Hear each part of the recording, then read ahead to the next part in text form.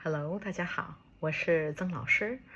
今天呢，我们来学习一下比较常用的要。ဒီနေ့တော့老师တို့ကအမြဲတမ်းသုံးပြုနေကြဖြစ်တဲ့သုံးများတဲ့စကားလုံး要ဆိုတာလေးကိုလေ့လာကြည့်အောင်။အဲ့တော့အားလုံးပဲ要ကအဓိပ္ပာယ်ဘယ်နှမျိုးရှိရလို့ထင်လဲ။ဟုတ်ပါတယ်။သုံးမျိုးရှိပါတယ်။ဟုတ်ပါပြီ။တစ်ခုချင်းစီ老师တို့ကြည့်စီ။ပထမဆုံး要ပထမဆုံးရောက်ကတော့လိုအပ်တယ်ဆိုတဲ့အဓိပ္ပာယ်ကိုပြောပါတယ်ဥမာ我要这本书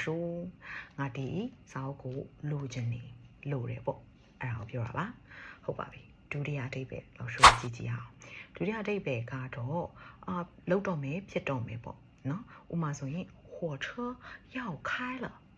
火车要开了မီးရထားကမောင်းတော့မယ်ဆိုတဲ့အဓိပ္ပာယ်ပါဟုတ်ပါပြီဒါဆိုတော့တတိယနောက်ဆုံးအဓိပ္ပာယ်ပေါ့နော်တတိယအဓိပ္ပာယ်နောက်ဆုံးအဓိပ္ပာယ်ကတော့အရင်ရေးကြီးရယ်ဆိုတဲ့အဓိပ္ပာယ်ကိုရောက်ပါတယ်ဥမာဆိုရင်学习汉语很要紧